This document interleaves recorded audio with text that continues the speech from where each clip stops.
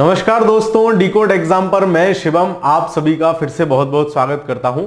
पूर्वावलोकन श्रृंखला में हम लोग भारत का भूगोल पढ़ रहे हैं, जिसका आज ये 13वीं कक्षा होगी। इससे पहले इसी चैनल पर पूर्वावलोकन सीरीज की 12 कक्षाएं हम लोग भारत के भूगोल विषय की और कर चुके हैं। तो यदि आप पहली बार ये वीडियो देख रहे हैं तो उनको भी क्रम से देखते आइए। लगभग कंप्लीट ज्योग्राफी हमने, वर्ल्ड ज्योग्राफी तो कंप्लीट कर ही ली है, इंडियन ज्योग्राफी भी इसी तरीके से कंप्लीट कर लेंगे। साथ साथ हमने साइंस में भौतिकी कंप्लीट कर ली है। अब उत्तर प्रदेश विशेष का नंबर है, साथ साथ आपका वो भी शुरू हो जाएगा। ठीक है, चलिए तो आज की कक्षा शुरू करते हैं अपनी भारत का भूगोल कक्षा नंबर 13।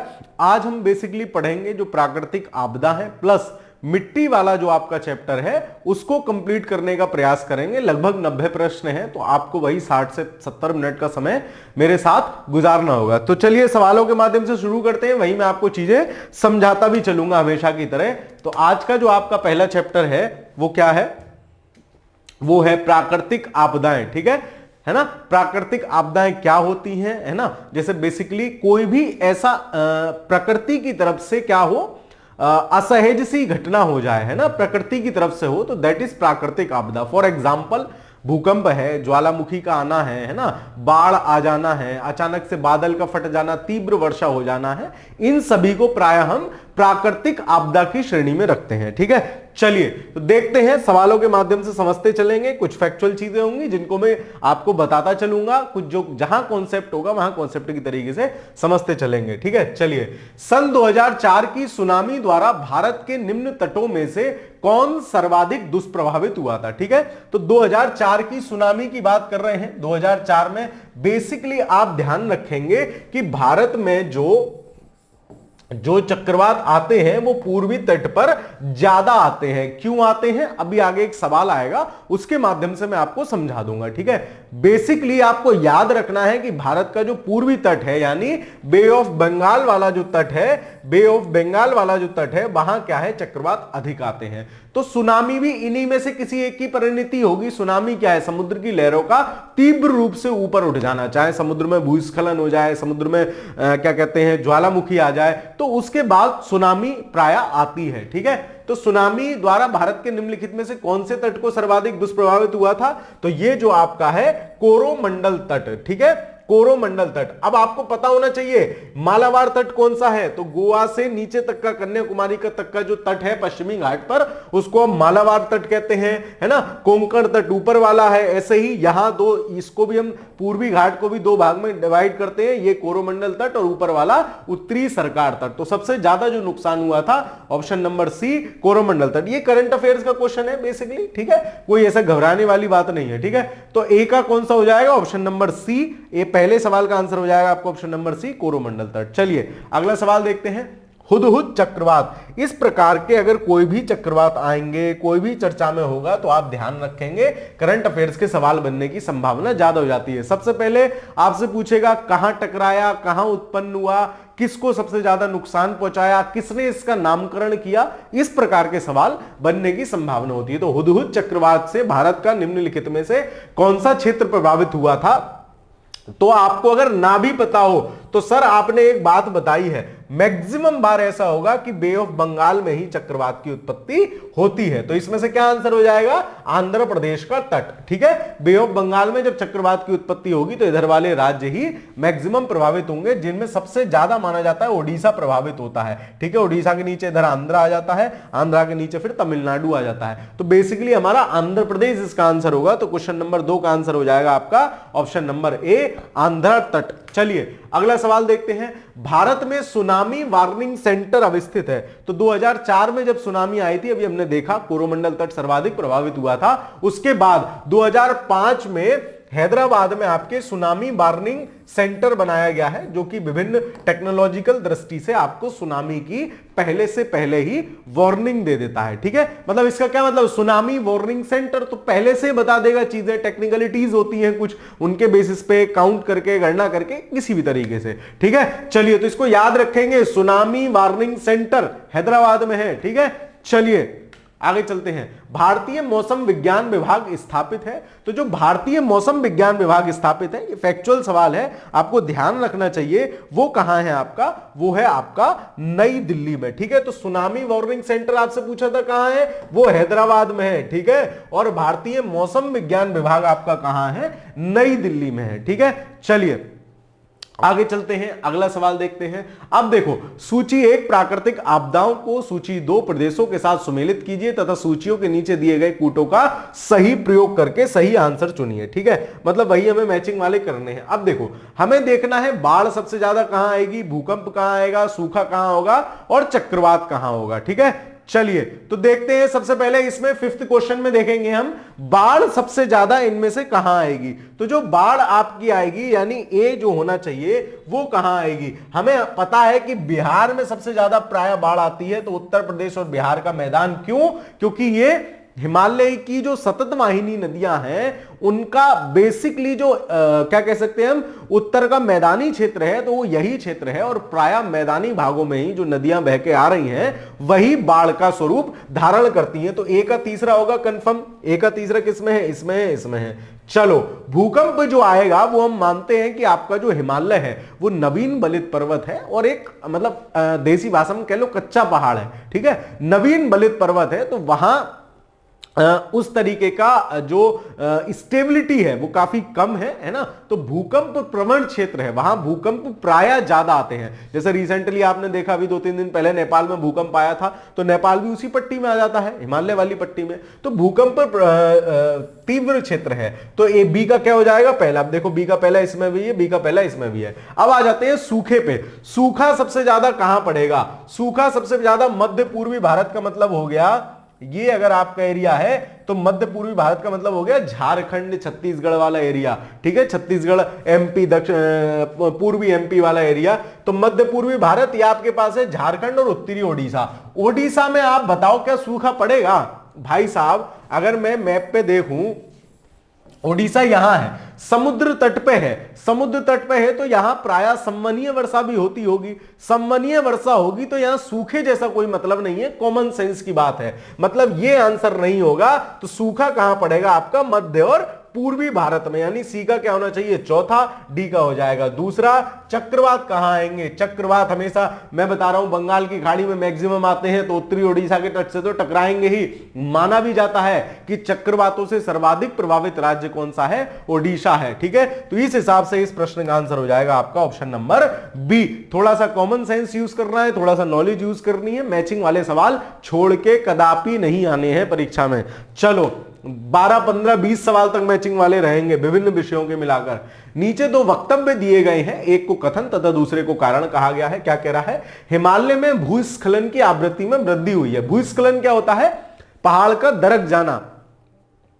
दरक जाना मतलब चटक खाके उसका क्या होना, शिफ्ट हो जाना, नीचे सरक जाना। इसको प्राय जो नाम देते हैं भौगोलिक भाषा में, वो कहते हैं भूस्खलन। ठीक है, तो भूस्खलन आजकल तो आप रील में देखते हो, गाड़ी चल के आ रही, ऊपर से पत्थर गिर गया, गाड़ी धड़ाम। ठीक है, तो ऐसी वाली जो रीलें हैं ना, वो सब किसकी हैं, वो प्राय भूस्खलन है ना। भूस्खलन छोटा सा भी हो सकता है, बहुत बड़े लेवल पे भी पहाड़ का सरकना भूस्खलन हो सकता है। तो भूस्खलन का कारण क्या है, हाल ही के वर्षों में हिमालय में बड़े पैमाने पर खनन कार्य हुआ है। ठीक है, जैसे अभी आपने देखा था, जो हिमाचल का कौन सा शहर था वो, चलो कमेंट में बताना हिमाचल का कौन सा शहर था जो, हाँ मुझे याद आ गया है, लेकिन आप लोग कमेंट्स में बताइएगा, जिसपे अभी उसके अस्तित्व का खतरा मंडरा रहा था। उत्तराखंड हिमाचल में है ना, अस्तित्व का खतरा मंडरा रहा था, क्योंकि वो बैठ रहा था वो एरिया। ठीक है, तो क्या हुआ, जब ज्यादा, मैं आपसे कह रहा हूं नवीन बलित पर्वत है, कच्चा पहाड़ है ना।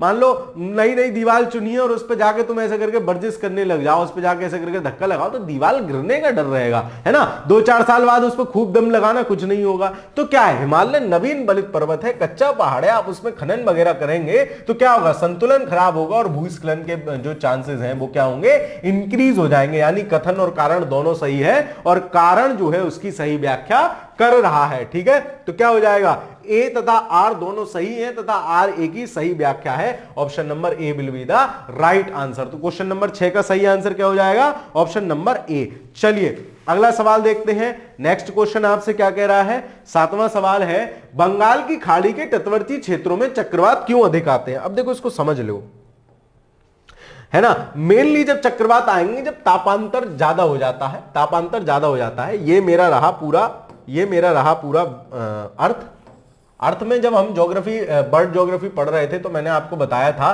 कि हवाएं कैसे चलती हैं। ये जो होती है ये लो प्रेशर बेल्ट होती है, बीच में इक्वेटोरियल लो प्रेशर बेल्ट, भूमध्य रेखीय निम्न दाब पेटी, और ये क्या होती हैं, सब पोलर हाई प्रेशर बेल्ट होती हैं। क्यों? क्योंकि यहां जो है हवाएं यहां से जाके यहां पड़ रही हैं। सारा कॉन्सेप्ट मैं समझा चुका हूं, अभी आप ध्यान रखो। हवा मान लो हाई प्रेशर से लो प्रेशर की तरफ चलती है तो हवा ऐसे चलनी चाहिए थी, है ना, क्योंकि भूमध्य रेखीय लो प्रेशर बेल्ट है। लेकिन एक चचा और बीच में मिल गए थे, कौन? कोरियोलिस बल, जो क्या कर रहे थे, उत्तरी गोलार्ध में क्लॉकवाइज इन हवाओं को मोड़ दे रहे थे, मतलब हवाएं ऐसी आती प्रतीत होंगी, और दक्षिणी गोलार्ध में एंटी क्लॉकवाइज इन हवाओं को मोड़ दे रहे थे। कौन सा बल? कोरियोलिस बल। ठीक है, तो अब जब ये हवा मुड़ गई तो ये हवा किधर से आती प्रतीत हो रही है? ये हवा आती प्रतीत हो रही है उत्तर पूर्व से। ये क्या करेगी? मान लो फॉर एग्जाम्पल, अब बीच में एक क्या है, ये एक महाद्वीप का टुकड़ा है, मान लो मैंने मान लिया ये एक महाद्वीप का टुकड़ा है। तो जब हवा बह के आई, मान लो ये महासागर है, हवा बह के आई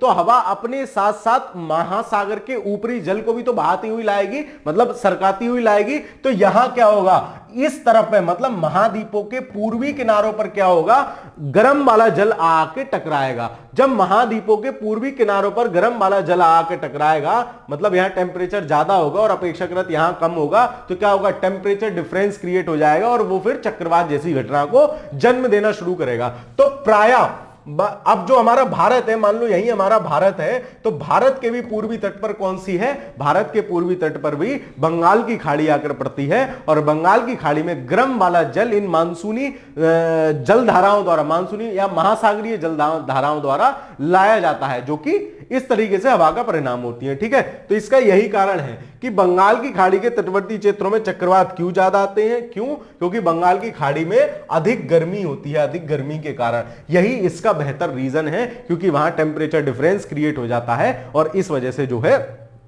हमें दिक्कत, जो है चक्रवात उत्पन्न हो जाता है और हमें दिक्कत होती है। ठीक है, विस्तृत रूप से ये कॉन्सेप्ट अगर आपको समझना है तो या तो एक एनसीईआरटी वाली क्लास में मैंने समझाया है, या फिर वर्ल्ड ज्योग्राफी जो हमने इसी चैनल के माध्यम से की है पूर्वावलोकन, उसमें आपको विस्तृत तौर पर चीजें समझने को मिल जाएंगी। तो क्वेश्चन नंबर 7 का आंसर क्या हो जाएगा? ए। चलिए अगला सवाल देखते हैं।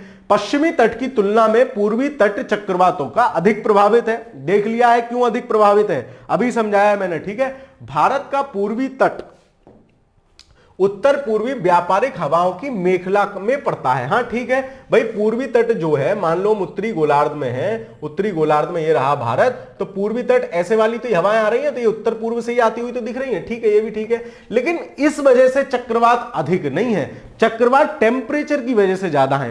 तो हालांकि दोनों सही हैं, लेकिन वो उसकी सही व्याख्या नहीं करता है। तो वही ऑप्शन देखेंगे, option number B will be the right answer, की ए और आर दोनों सही हैं, परंतु आर ए की सही व्याख्या नहीं करता है। ठीक है, चलिए अगला सवाल देखते हैं। महाराष्ट्र के कोयना क्षेत्र में निकट भविष्य में अधिक भूकंप प्रभावित होने की संभावना है। यह बात सही है, ये सन 2000 के आसपास की बात है ना। अब तो उन चीजों को सही कर लिया। हाँ, 2001 में ही सवाल पूछा है। महाराष्ट्र में कोयना नदी है, कोयना नदी पर ही कोयना बांध है। ठीक है, कोयना बांध है, तो कोयना बांध का क्या है, कोयना बांध एक पुराने अंश तल पर अवस्थित है, जो कोयना जलाशय में जल स्तर के परिवर्तन के साथ अधिक सक्रिय हो गया। अब आप समझ रहे हो, जब बांध बनता है, कितना बड़ा एरिया में कितनी मात्रा में पानी आके वहां रुकता है, तो वो पानी रुकेगा, साथ साथ अपने गाद भी लेके आता है, वो पानी गाद भी जमा होती जाती है। जब गाद जमा एक सिचुएशन के बाद, मान लो ये बांध है ना,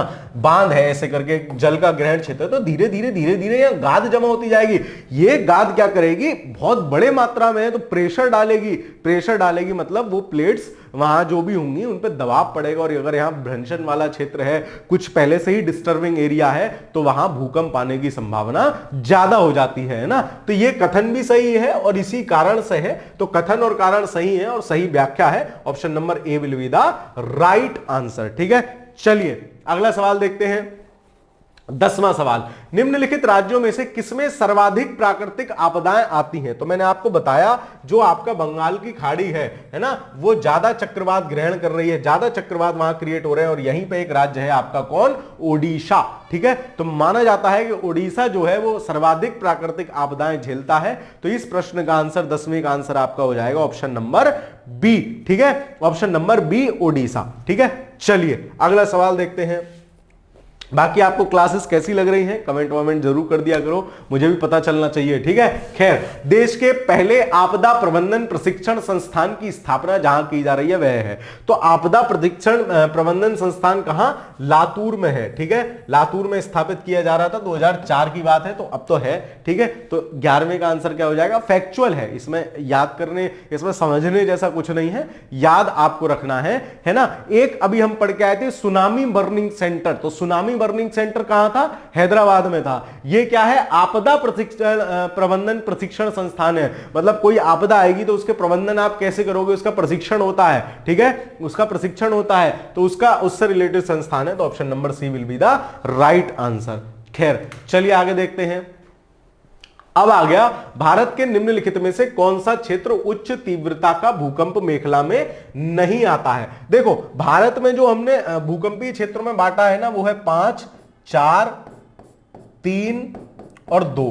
भारत को 4 भूकंपीय क्षेत्रों में बांटा है, 5, 4, 3, 2, 4 भूकंपीय क्षेत्र हैं। ये सबसे तीव्र वाला भूकंपीय क्षेत्र है, ये उससे कम, उससे कम, उससे कम। तो देखो जो हिमालय पर्वत है ना, जो आपको चौकोर चौकोर चेस के बोर्ड की तरह दिख रहा है, लो मैं लाल और कर देता हूं, ये जितना हिमालय वाला एरिया है, ये क्या है? ये क्षेत्र 5 में आता है। मतलब सबसे तीव्र भूकंप अगर आएंगे या भूकंप का आने के चांसेस सबसे ज्यादा कहां हैं? तो इस क्षेत्र में है। इसके अलावा आपका ये गुजरात का कच्छ के रण वाला क्षेत्र जो है वो इसमें आ जाता है, और अंडमान निकोबार द्वीप समूह इसमें आ जाता है। क्यों? क्योंकि अंडमान निकोबार तो म्यांमार से नीचे जो अराकन यूमा पर्वत श्रृंखला आ रही है, उसी के कुछ उठे हुए भाग मान लिए जाते हैं अंडमान निकोबार द्वीप समूह। तो ये एरिया क्या है? ये एरिया अति सबसे ज्यादा भूकंप वाला क्षेत्र है। फिर उसके बाद सेकंड नंबर पे जो आ जाता है वो मतलब भूकंप क्षेत्र 4 जो है वो आपका ये मैदानी भाग जो है, आपका ये मैदानी भाग जो है ये भूकंप क्षेत्र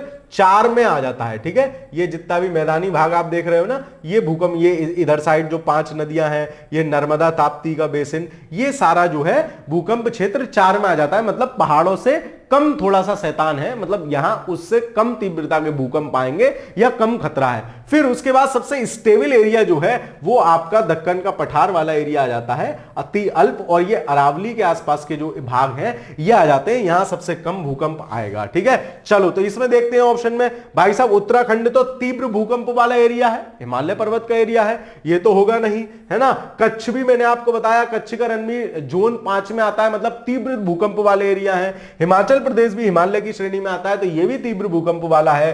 कर्नाटक का पठार जो आपका आ जाएगा, है ना, कर्नाटक का पठार जो आपका आ जाएगा वो भूकंप मेखला में नहीं आता है। ठीक है, उच्च तीव्रता की भूकंप मेखला में नहीं आता है। तो आपको याद रखना है, फैक्ट याद रखनी है, क्या भारत को 4 भूकंपीय क्षेत्रों में बांटा गया है, 2, 3, 4, 5। ठीक है, टेक्निकलिटीज में नहीं जाना है कि 2 क्यों है, 2 से 5 तक क्यों है। ठीक है, तो 2, 3, 4, 5 में बांटा गया है। साथ ही जो हिमालय पर्वतीय क्षेत्र है प्लस अंडमान निकोबार द्वीप समूह और कच्छ का रण, ठीक है, कच्छ का रण वाला एरिया जो है वो तीव्र सबसे तीव्र भूकंपीय क्षेत्र है। उससे कम कौन से हैं? भारत के मैदानी भाग हैं। इतना आपको फैक्ट के तौर पर चीजें याद रखनी है, आपका सवाल हल हो जाएगा। खैर, भारत को कितने भूकंपीय जोखिम अंचलों में विभाजित किया गया है? तो अभी मैंने आपको बताया,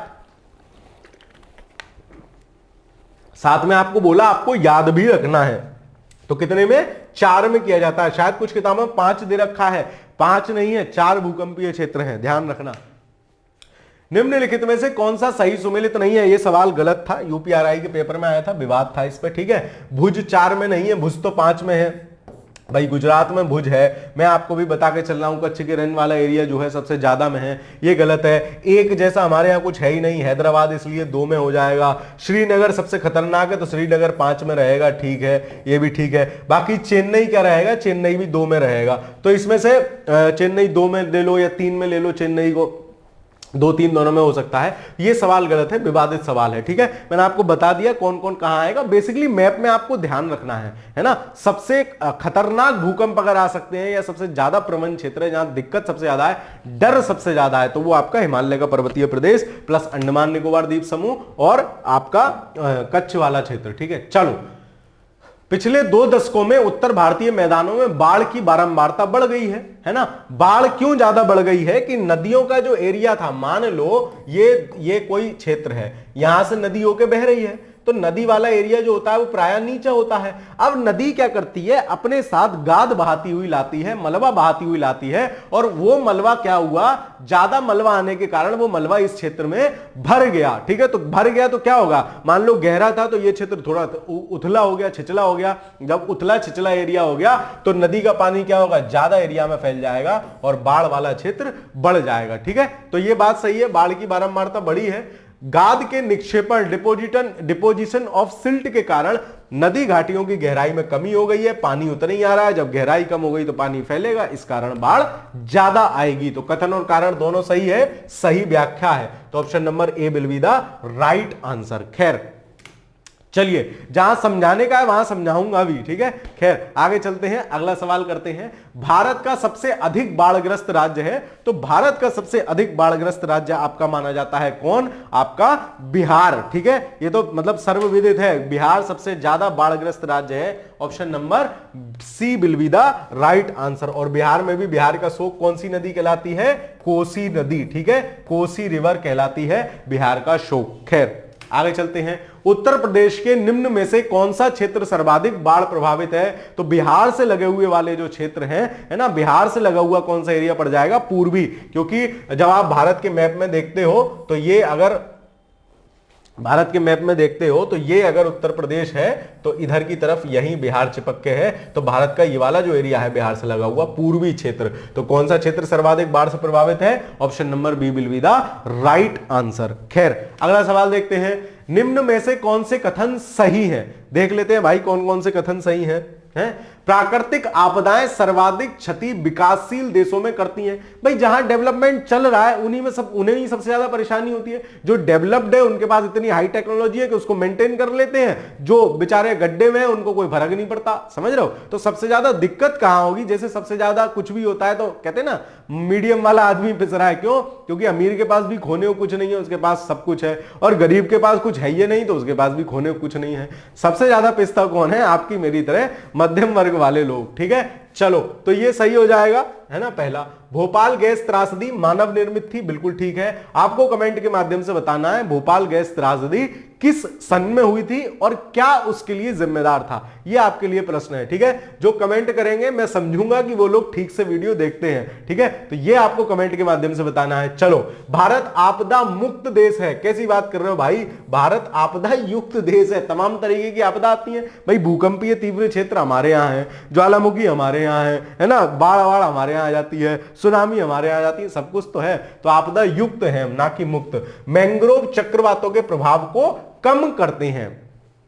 मैंग्रोव वनस्पति प्रायः कहां पाई जाती है, सर्वाधिक पाई जाती है सुंदरवन के डेल्टा में, है ना, वहां मैंग्रोव वनस्पति सर्वाधिक है। मैंग्रोव वन कैसे होते हैं, मतलब ऐसे करके उनकी एक दूसरे से हिलगे हुए जड़ें सी निकली रहती हैं इस तरीके से। तो क्या होगा, जब इससे आगे कोई हवा टकराएगी, कोई तूफान टकराएगा तो पहले अपने ऊपर झेल लेगा, उसकी गति को कम कर देगा। ठीक है, तो ये भी सही है, यानी 1 2 4 देखो कहां, 1 2 3, ये गलत, option number C will be the right answer, 1 2 4। खैर आगे चलते हैं। सूची 1 को सूची 2 से सुमेलित कीजिए। सबसे बढ़िया सवाल सूची सुमेलित करने वाला। अरे तो दोबारा आ गया क्या, हाँ पहले भी तो आया था। भूकंप सबसे ज्यादा कहां आएगा, अरे सर अब तो आपने कई बार बता दिया, भूकंप सबसे ज्यादा हिमालयी क्षेत्र में आएगा। तो दूसरे का क्या हो जाएगा, पहला। देखो दूसरे का पहला इसमें है, इसमें है, इसमें है। चलो आगे देखते हैं। सुनामी जो आएगी या बाढ़ जो आएगी वो उत्तर प्रदेश और बिहार के मैदान में आएगी। पहले का दूसरा होगा, पहले का दूसरा इसमें है, तो यानी option number A will be the right answer, इसमें है ही नहीं। तो और आगे चेक कर लेते हैं। सूखा जो पड़ेगा वो पश्चिम और मध्य भारत क्षेत्र में पड़ेगा, और सुनामी जो आएगी भारत के दक्षिण तटीय क्षेत्र कह ले या पूर्वी तटीय क्षेत्र कह ले, क्योंकि सुनामी जो होगी वो तटीय क्षेत्रों को ही सबसे ज्यादा प्रभावित करती है। तो तीसरे का तीसरा, चौथे का चौथा, option number A will be the right answer. ठीक है, कॉन्सेप्ट क्लियर है तो कॉमन सेंस के आधार पे लगा लोगे सवाल, है ना। आपसे पूछ रहा है सुनामी, है ना, तो सुनामी आपको पता होना चाहिए कि तटों से ही टकराएगी तो तटीय क्षेत्र ही होंगे, और जो बाढ़ है वो बिहार के मैदानों में ही आती है, प्लस उत्तर प्रदेश में, पूर्वी उत्तर प्रदेश भूकंप प्रवण क्षेत्र जो है वो हमारा हिमालयी क्षेत्र है, मैप में भी मैंने आपको बता दिया। चलिए अगला सवाल देखते हैं। समुद्री चक्रवाती तूफान तौकते किस सागर में उत्पन्न हुआ था? ठीक है, तो ताउते या तौकते जो था करंट अफेयर्स का सवाल है, 2021 में आया था, मई 2021 में, है ना। चर्चा में इसलिए था क्योंकि सामान्य के विपरीत यह अरब सागर में आया था। तौकते या ताउते तूफान अरब सागर में आया था, गुजरात के तट से टकराया था मई 2021। तो option number D will be the right answer. ये आपके यूपीआरओ 2021 का सवाल है। तो क्या याद रखना है कि इस प्रकार के अगर कोई प्राकृतिक आपदा आ रही है ना, तो और विशेष है तो वो सिंपल सवाल भी बनते हैं, तो करंट अफेयर्स का बहुत सिंपल सवाल था। चलिए अगला सवाल देखते हैं। मई माह में उष्णकटिबंधीय चक्रवात का क्या कारण है? तो टेम्परेचर, है ना, टेम्परेचर जो है वो चक्रवात का मेन कारण है। टेम्परेचर डिफरेंस या टेम्परेचर, तो पश्चिम बंगाल की खाड़ी नहीं, पश्चिमी विक्षोभ नहीं, पश्चिमी विक्षोभ से तो बिल्कुल कोई मतलब नहीं है, है ना। स्थानीय तापांतर जो है उसके कारण से मई माह में चक्रवात जो है जनरेट हो जाते हैं। तो 21वें का आंसर क्या हो जाएगा? Option number C. चलिए अगला सवाल देखते हैं। हाल ही में समाचारों में चर्चित ओखी क्या है? ठीक है, तो ओखी क्या है? ओखी एक चक्रवाती तूफान जो नवंबर 2017 में भारत के तट से टकराया था। बिल्कुल सही है, चक्रवाती तूफान है, एक फिल्म नहीं, एक पुरस्कार नहीं, एक स्थान नहीं, डोकलाम क्षेत्र नहीं। ठीक है, ये भी करंट का सवाल है ना, करंट का सवाल है, तो इसको याद रखोगे आप। इसका आंसर क्या हो जाएगा? चक्रवाती तूफान जो नवंबर 2017 में भारत के तट से टकराया था। ठीक है, चलिए इस प्रकार आपका प्राकृतिक आपदा वाला चैप्टर समाप्त होता है। यहां से हम मिट्टियां शुरू कर रहे हैं। भारत की प्रमुख प्रमुख कौन सी मिट्टी हैं, कहां कहां पाई जाती हैं, इसको हम पहले मैप में देखते चलेंगे, चित्र के माध्यम से समझेंगे और फिर आगे सवाल अपने करते चलेंगे। ठीक है, तो मिट्टियां देख रहे हैं, हाथ में मिट्टी ले रखी है। चलो खैर, भारत में काली मिट्टी का क्षेत्र, तो सबसे पहला हमारा चैप्टर है वो है काली मिट्टी। काली मिट्टी देखो, सबसे अच्छी खूबसूरत बात यह है इन मैप की कि इसमें वही क्षेत्र दिखाया गया है। अब आप समझो कि सबसे ज्यादा ये पूरा मेरा ये वाला एरिया पूरा ये महाराष्ट्र का है, तो महाराष्ट्र में मैक्सिमम क्या पाई जाती है? काली मिट्टी वाला क्षेत्र है महाराष्ट्र। महाराष्ट्र के अलावा फिर दूसरे नंबर पर गुजरात में पाई जा रही है, फिर राजस्थान ले सकते हो, है ना, आपका मध्य प्रदेश ले सकते हो, इस तरीके से बाकी थोड़ी थोड़ी, मेनली गुजरात, राजस्थान भी नहीं, मेनली मध्य प्रदेश, महाराष्ट्र, इनमें पाई जा रही है आपकी काली मिट्टी। ठीक है, काली मिट्टी, काली मिट्टी को क्या कहते हैं? रेगुर मिट्टी भी कहते हैं, काली मिट्टी को रेगुर। ठीक है, रेगुर का क्या मतलब हो गया? रगड़। मैंने ऐसा याद कर लिया भाई, काला हूं मैं, काला हूं, आप तो मतलब एकदम सुव्यवस्थित और क्या क्या मैं शब्द यूज नहीं कर सकता। खैर चलो, मैं काला हूं तो मैं क्या करता हूं? रगड़ता हूं, डेली साबुन से अपना चेहरा रगड़ता हूं, गोरा हो जाऊं, साफ हो जाऊं। तो रेगुर, रगड़, है ना, रगड़ रगड़ के काली चीज को क्या करेंगे? साफ करेंगे। कंफ्यूजन हो जाता है ना, कंफ्यूजन हो जाता है, इसलिए आपको ऐसे करके याद करा देता हूं। तो रेगुर मतलब रोज रगड़ो तब क्या होगे? काले से सफेद होगे। तो काली मिट्टी को रेगुर मृदा भी कहा जाता है। बाकी बेसिकली भारतीय मिट्टियों में नाइट्रोजन और फास्फोरस नहीं मिलेगा, मैक्सिमम मिट्टियों में नाइट्रोजन फास्फोरस नहीं मिलेगा। तो कुछ सवाल ऐसे भी होते हैं कि किन में ये नहीं मिलता है, तो नाइट्रोजन फास्फोरस ध्यान रखोगे। और ह्यूमस, ह्यूमस भी उधर चले जाओगे जलोढ़ मृदा में, वहां मिलेगा, बाकी इनमें किसी में ह्यूमस भी नहीं मिलता है। ठीक है, चलिए देखते हैं। तो भारत में निम्न मिट्टियों में से कौन बेसाल्ट लावा के अपक्षय के कारण निर्मित हुई है? तो मैं जानता हूं कि मेरा ये वाला जो भाग है वो बेसाल्टिक लावा के अपक्षय से ही निर्मित हुआ है, या बेसाल्टिक चट्टान का ही ये भाग है। ठीक है, बेसाल्टिक चट्टान का ही ये भाग है। तो बेसाल्टिक लावा के अपक्षय के कारण कौन सी मिट्टी निर्मित हुई है? मेरी रेगुर मिट्टी, या यहां लिखा हो काली मृदा। ठीक है, काली मृदा। बाकी जलोढ़ मृदा जो है वो किससे निर्मित हुई है? तो जलोढ़ मृदा होती है जो नदियां होती हैं वो अपने साथ जो गाद बहा के लाती हैं, नदियों द्वारा अपवाहित या नदियों द्वारा निर्मित मैदान जो है उनकी मिट्टी कहलाती है जलोढ़ मिट्टी। तो जलोढ़ मिट्टी बनती है नदियों से। लेटेराइट मिट्टी आपसे पूछ ले तो लेटेराइट मिट्टी कहां बनती है? लेटेराइट मिट्टी उन क्षेत्रों में पाई जाती है जहां तीव्र वर्षा हो, तीव्र तापमान हो, ऐसे क्षेत्रों में लेटेराइट मृदा पाई जाएगी। मतलब जहां वर्षा प्रायः 200 सेंटीमीटर से अधिक होती है और तापमान ज्यादा होता है। तो फिलहाल इस सवाल का आंसर होगा ऑप्शन नंबर डी। बाकी आगे जब मिट्टियां आएंगी तो वहीं उनसे आपकी मुलाकात कराते चलेंगे। चलो, भारत में काली कपास मृदा की रचना निम्नलिखित में से किसके अपक्षायन या अपक्षय से हुई है? तो अभी हमने देखा था पीछे, घुमा के सवाल पूछ लिया, पहले नू कान पकड़ा, अब ऐसे करके पकड़ लिया। पहले कह रहा था कि जी काली मिट्टी जो है किसके अपक्षय से बनी है, तो बेसाल्टिक लावा के, है ना। तो उसी तरीके से सवाल पूछ लिया, तो किसके उससे बनेगी, तो ये ज्वालामुखीय चट्टान, बिदरी फिशर या ज्वालामुखीय चट्टान, क्योंकि बेसाल्ट जो है वो लावा, बेसाल्टिक लावा कह लें या उसको ज्वालामुखीय चट्टान कह लें, तो option number B will be the right answer. की काली कपासी मृदा का निर्माण किससे हुआ है? काली कपासी मृदा का निर्माण हुआ है बिदरी या फिर फिशर ज्वालामुखी चट्टान से। चलो आगे चलते हैं।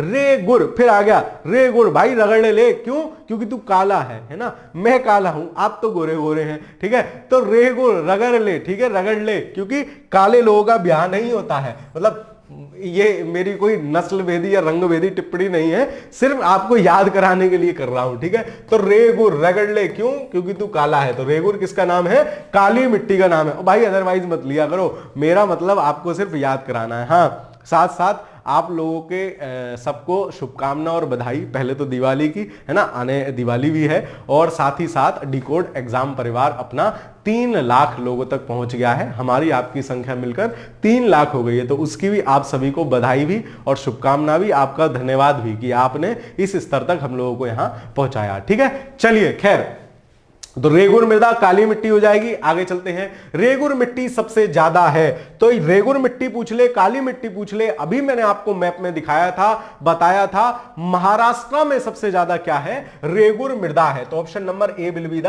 Right answer. खैर चलिए आगे चलते हैं। काली कपासी मिट्टी निम्नलिखित में से किस नाम से भी जानी जाती है? तो किस नाम से जानी जाती है काली कपासी मृदा? ठीक है, अभी देख रहे थे भाई काला है, रगड़ ले मतलब रेगुर, रगड़, ठीक है। चलो, तो रेगुर नाम से जानी जाती है, याद रखोगे। रेगुर कहीं कहीं चरनोजम भी लिखा मिलेगा, ठीक है। दक्षिणी ट्रैप में रेगड़ मिट्टी काली होती है, ठीक है। चलो, उनमें ह्यूमस प्रचुर मात्रा में होता है। भाई मैंने आपको बताया ह्यूमस नहीं होगा, सोचो ना, ह्यूमस मतलब होता है जैविक तत्वों का सड़ा गला रूप, ठीक है ना। कोई पशु पक्षी मर जाए तो उसका जो सड़ा गला स्वरूप हो जाता है बाद में, वही ह्यूमस। अब लावा से निर्मित मिट्टी है, तो लावा जब आ रहा है, ज्वालामुखी का मैग्मा बाहर निकल के लावा बन रहा है, मैं आपको पहले भी बता चुका हूं, जब तक अंदर है वो गर्म तप्त पदार्थ, जब तक अंदर है वो है मैग्मा, जैसे ही बाहर निकल आता है वो होता है लावा। तो याद कैसे करोगे कि बाहर निकलने पर उसको क्या करें? ला, बाहर लेके आ, तो लावा, ठीक है। बाहर निकलने पर लावा कहलाता है, अंदर मैग्मा कहलाता है। तो वो गर्म पदार्थ के अपक्षयन से अब जो है वो मिट्टी बनी है, तो इसमें ह्यूमस तो प्रचुर मात्रा में होने की कोई संभावना है ही नहीं, ठीक है। तो क्या हो जाएगा इसका आंसर? कथन ए सही है, जबकि कारण आर गलत है। तो option number C will be the right answer, ठीक है। चलो अगला सवाल देखते हैं। भारत की निम्नलिखित मिट्टियों में से कपास की खेती के लिए कौन सी सर्वाधिक उपयुक्त है? तो उसका नाम ही काली कपासी मृदा है। काली मिट्टी या काली कपासी मृदा नॉर्मली बोलते हैं, और इनमें से काली मिट्टी कौन सी हो गई? रेगुर, रगड़ भाई, क्यों? क्योंकि तू काला है, ठीक है। तो रेगुड़, ठीक है, इसीलिए भाई बोल रहा हूं मैं, ठीक है, बहना नहीं बोल रहा हूं। खैर, करेवा किस प्रकार की खेती के लिए प्रसिद्ध है? तो करेवा मैंने आपसे एक दिन कमेंट में भी पूछा था, कुछ लोगों ने कमेंट किया था उसमें। करेवा जो है वो कश्मीर हिमालय में पड़ती है, जम्मू कश्मीर में जो मिट्टी है उसको करेवा बोलते हैं, और बेसिकली वो किसके, यहां पता नहीं है, सवाल नहीं आना चाहिए। तो करेवा जो फेमस है वो किसके लिए है? वो जाफरान या केसर की खेती के लिए फेमस है। तो करेवा मृदा किस प्रकार की खेती के लिए है? तो केसर या जाफरान, ठीक है। तो option number B will be the right answer. कई बार पूछा गया है सवाल। खैर आगे चलते हैं। काली मिट्टी कपास की खेती के लिए उपयुक्त है, बिल्कुल उपयुक्त है, उसका नाम ही काली कपासी मृदा है। उनमें जैव तत्व प्रचुर मात्रा में पाए जाते हैं, ठीक है। तो जैव तत्व पूछ रहा है आपसे, है ना, जैव तत्व प्रचुर मात्रा में पाए जाते हैं। तो बात वही है, जैव तत्व पूछे, ह्यूमस पूछ ले, तो जैव तत्व प्रचुर मात्रा में नहीं मिलते हैं। ऑप्शन ए सही है, जबकि आर गलत है, बस थोड़ा सा घुमा के सवाल आपसे पूछ लिया है, ठीक है। तो इसका आंसर क्या हो जाएगा? Option number C will be the right answer, ठीक है। कपास, इनकी होता क्या है बेसिकली, काली मृदा जल धारण क्षमता बहुत होती है इनकी, है ना, जल धारण क्षमता सर्वाधिक होती है। एक बार सिंचाई कर दो तो वो जल ग्रहण किए रहती है, ठीक है। साथ ही जब सूखती है तो चटक मार देती है वो मिट्टी। तो क्या होते हैं इनमें स्वतः जुतने वाली मिट्टी भी इसको बोलते हैं, ठीक है। स्वतः जुतने वाली मिट्टी, इसमें बहुत ज्यादा जुताई वगैरह नहीं करनी पड़ती है। चलो, काली मिट्टी कपास की कृषि के लिए उपयुक्त है, बिल्कुल उपयुक्त है, नाम ही काली कपासी मृदा है। उसमें नाइट्रोजन तथा जैव पदार्थ प्रचुर मात्रा, मैंने आपको बताया किसी भी भारतीय मिट्टी में नाइट्रोजन फास्फोरस सामान्यतया नहीं मिलेंगे, तो आंख बंद करके अगर ऐसा देना तो उसको गलत कर देना, तो क्या हो जाएगा, ए सही है परंतु आर गलत है। तो 32वें का आंसर हो जाएगा आपका ऑप्शन नंबर सी, ए सही है परंतु आर गलत है। चलो, देश की निम्नलिखित मिट्टियों में किसे स्वतः कृष्य मिट्टी कहा जाता है? देखो जस्ट अभी बता के आया हूं, एक सवाल से पिछले सवाल में, है ना, अंतिम नहीं अनंतिम, सेकंड लास्ट क्वेश्चन में बता के आया हूं, है ना।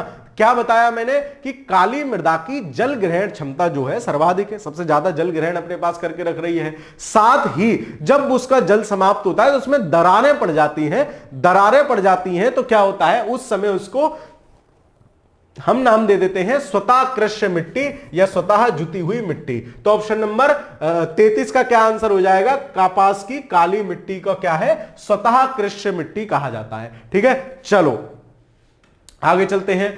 कौन सी मिट्टी कपास की खेती के लिए उपयुक्त है? अब ऐसा सवाल पूछोगे तो मैं कैसे गलत करके आऊंगा। काली कपासी मृदा इसका नाम है, काली मिट्टी का दूसरा नाम है रेगुर, सबसे ज्यादा मिल रही है महाराष्ट्र में, इति समाप्तम। ठीक है, चलो आगे चलते हैं। लावा मिट्टियां पाई जाती हैं। अब लावा मिट्टी आपसे पूछ ले तो लावा, है ना, मैंने आपको बताया था लावा किसे कहते हैं, ला बाहर लेके आ, तो लावा मिट्टी कहां पाई जा रही है, तो लावा मिट्टी इनमें से जो एरिया होगा, है ना, लावा मिट्टी पूछे, काली मिट्टी पूछे, रेगुर मिट्टी पूछे, महाराष्ट्र में सबसे ज्यादा प्राप्त हो रही, तो महाराष्ट्र छत्तीसगढ़ के मैदान, सरयू पार का मैदान, कोई मतलब नहीं, शिलांग से कोई मतलब नहीं, तो मोस्ट प्रोबेबल जो सही आंसर होगा वो होगा मालवा का पठार, है ना, मालवा का पठार, क्योंकि उस वाले एरिया में जो पठार पड़ेगा भी वो मालवा का पठार वाला रीजन पड़ेगा। चलो, मालवा पठार की प्रचुर मिट्टी, अब देखो मतलब पहले ऐसे फिर ऐसे, देखो ये पूछा है 1998 और सेम सवाल रिपीट कर दिया है भगवान, इसीलिए पीवाईक्यू करते हैं। तो मालवा के पठार की प्रमुख मिट्टी कौन सी है, काली मिट्टी। गारंटी दे रहा हूं, अगर आप 3-4 बार करके जाओगे ना पूर्वावलोकन, या मेरी वीडियोस देख जाना, जो जो सब्जेक्ट मैं आपको करा रहा हूं उनकी वीडियोस देख जाना मेरी, आपके 4 बार देख लेना, 3 या 4 बार, आपके सवाल अगर प्रीवियस पूछे गए ना तो गलत होने की संभावना 99% खत्म। ठीक है, 1% तो ह्यूमन एरर हो सकता है। खैर चलो, तो 36वें का क्या आंसर हो जाएगा, ऑप्शन नंबर ए। अगला सवाल देखते हैं। इस मृदा को सिंचाई की कम आवश्यकता होती है क्योंकि वह नमी को रोक कर रखती है, वह कौन सी मृदा है, तो नमी को सबसे ज्यादा देर, मैंने आपको बताया सिंचाई को सबसे ज्यादा देर रोक के रखेगी पानी को अपने पास, कौन सी मृदा है वो, काली कपासी या काली मृदा। ठीक है, option number B will be the right answer. Jharkhand में काली मिट्टी कहां पाई जा रही है, तो झारखंड स्पेशल का सवाल है, इससे घबराना नहीं है। ठीक है, झारखंड में आपसे पूछ ले रहा है कि काली मृदा कहां पाई जा रही है, तो इसमें से जो बेसिकली पहाड़ी या पठारी क्षेत्रों में पाई जाती है, तो राजमहल की पहाड़ी वाला जो क्षेत्र है उसमें पाई जाएगी झारखंड में। ठीक है, झारखंड में सर्वाधिक मृदा काली कहां पाई जाएगी, राजमहल की पहाड़ी वाले पेड़ में। निम्नलिखित में से कौन सी बात सही नहीं है ना, निम्नलिखित में से कौन सा कथन सही नहीं है, देख लेते हैं भाई साहब। काली मिट्टी को स्थानीय भाषा में रेगुर कहा जाता है। अब तो ये बात मुझे याद हो गई, रगड़ रगड़ के नहाना है बेटा, काला है तू सफेद होने के लिए, मैं काला हूं। क्रेब्स के अनुसार रेगुर मिट्टी अनिवार्य रूप से एक परिपक्व मिट्टी होती है। ठीक है, परिपक्व तो है ही है, बेसाल्टिक चट्टाने ही परिपक्व एरिया में है, तो ये तो मिट्टी परिपक्व हो जाएगी। काली मिट्टी में नमी धारण करने की उच्च क्षमता होती है, सर ये भी आपने बात बता दी। ठीक है, काली मिट्टी हिमालय क्षेत्र में नहीं पाई जाती है, काली मिट्टी महाराष्ट्र वाले क्षेत्र में पाई जाती है, तो option number D will be the right answer. कौन सही नहीं है, ऑप्शन नंबर डी।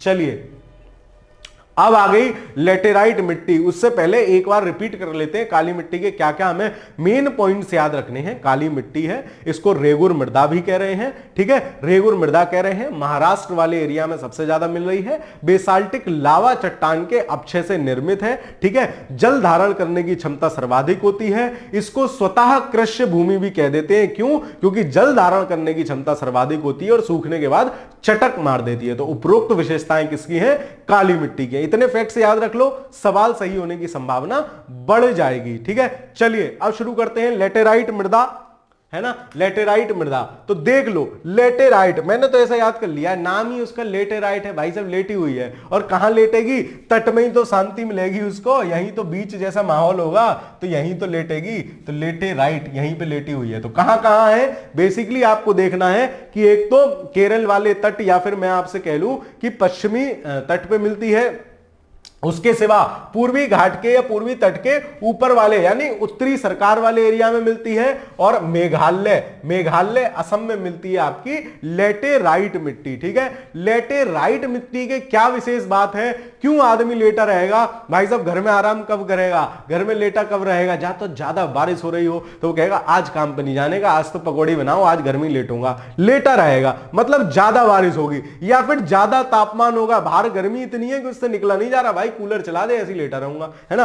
अब आपको लेटेराइट से, लेटे हुए से याद करनी है, लेटेराइट मिट्टी कहां ज्यादा होगी, या तो जहां वर्षा की मात्रा ज्यादा होगी, टेम्परेचर ज्यादा हो उन एरिया में। ठीक है, तो इस एरिया में वर्षा ज्यादा होती है, आप जानते हैं। ठीक है, गारो खासी जयंती पहाड़ियां, यहां वर्षा ज्यादा होती है, सम्मानीय वर्षा होगी। और इस एरिया में, है ना, ये है बेसिकली पश्चिमी घाट का पश्चिमी ढाल, इस एरिया में भी वर्षा ज्यादा होती है। सर आपने बताया था ये काफी उठे हुए भाग हैं और मानसून यहां से टकराता है तो पश्चिमी की तरफ ही वर्षा कर देता है, इसीलिए पश्चिमी घाट के पूर्वी भाग को हम क्या कहते हैं, वृष्टि छाया प्रदेश कहते हैं, क्योंकि वहां तक बारिश पहुंचती ही नहीं है।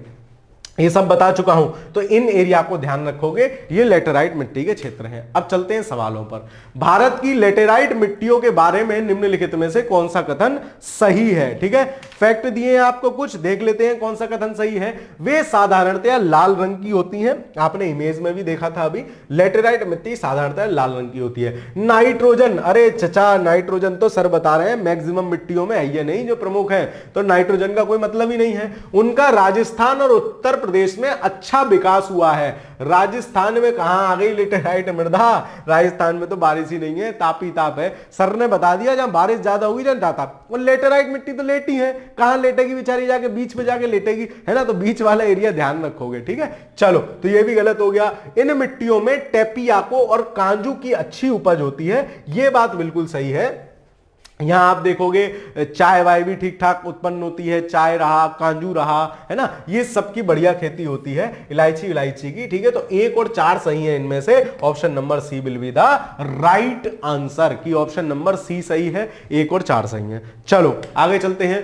निम्न में से कौन सा कथन भारत की लेटेराइट मृदा के संबंध में सत्य है, देख लेता हूं जी कौन सा सत्य है। लेटेराइट मृदा उच्च ताप व भारी वर्षा, सर आपने बता दिया 200 सेंटीमीटर से ज्यादा वर्षा होनी चाहिए वाले क्षेत्र में विकसित होती है। ठीक है, लेटेराइट मृदा में जैविक ह्यूमस समृद्ध होती है, वह पश्चिम बंगाल, असम और ओडिशा में पाई जाती है। ठीक है, तो पश्चिम बंगाल, असम, ओडिशा में आपसे कह रहा है पाई जाएगी। ठीक है, चलो तो इसका क्या सही हो जाएगा, इसका आंसर हो जाएगा ऑप्शन नंबर ए, केवल एक, ऑप्शन नंबर डी सॉरी, केवल एक सत्य है। क्यों, क्योंकि आपसे कह रहा है कि ह्यूमस, अरे चचा ह्यूमस कहां से मिलेगा, मैक्सिमम मिट्टियों में ना ह्यूमस है, ना नाइट्रोजन है, ना पोटेशियम है। ठीक है, इसको याद रखोगे। ठीक है, चलो तो ये गलत हो गया, दूसरा गलत हो गया, एक सही है, तो ऑप्शन केवल एक सत्य है। ठीक है, केवल एक सत्य है। ठीक है, चलो आगे चलते हैं।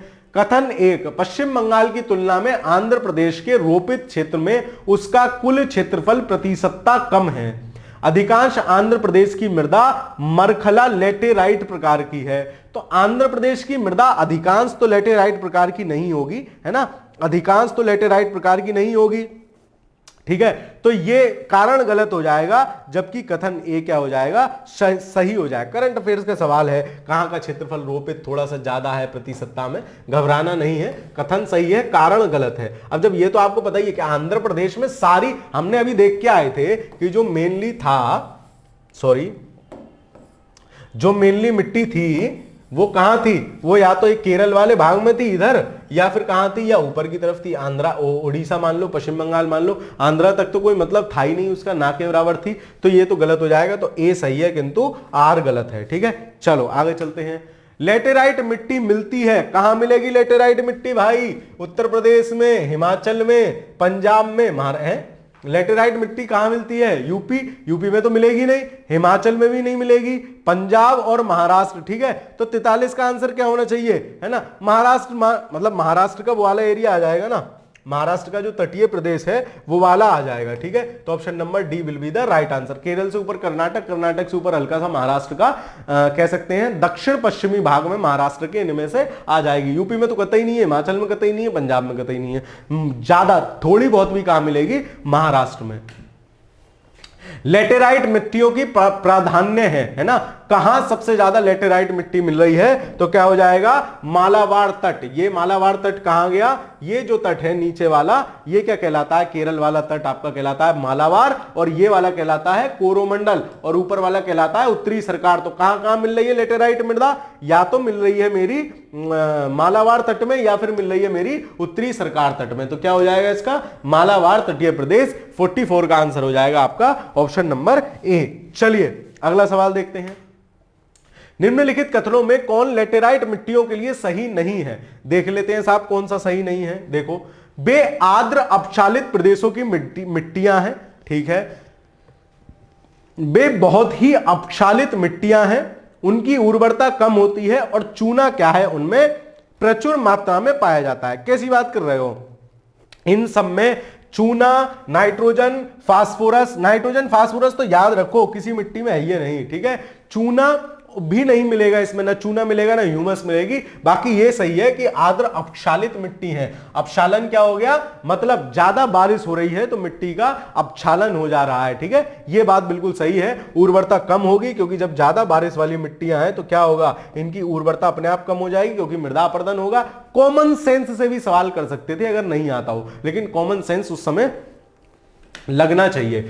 भारत में निम्नलिखित में से कौन सा मृदा प्रारूप लोहे के अतिरेक होने के कारण अनुर्वर हो जाता है। तो लोहे का अतिरेक मतलब लोहे की ज्यादा, इसमें कह रहे हैं कि लोहा ज्यादा किसमें होता है, तो आप देख भी रहे थे कि उसका रंग लाल सा था, तो किसके कारण होता है, लेटेराइट में लोहे का अतिरेक होता है, लोहे की मात्रा ज्यादा होती है इस मिट्टी में, जिस वजह से उसका रंग लाल सा दिखता है, ठीक है। इमेज में अभी हमने शुरुआत में देखा ही था, ठीक है।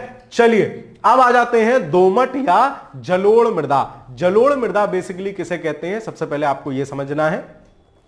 नई नदियां जो अपने साथ बहा के लेके आती हैं ना, नदियां जो मटेरियल अपने साथ बहा के ले आती हैं, उससे जो मैदान का निर्माण हो जाता है, या उससे जो छन छन के महीन मृदा का निर्माण हो जाता है, वो कहलाती है मेरी आपकी जलोढ़ मृदा, ठीक है, वो कहलाती है आपकी दोमट या जलोढ़ मृदा।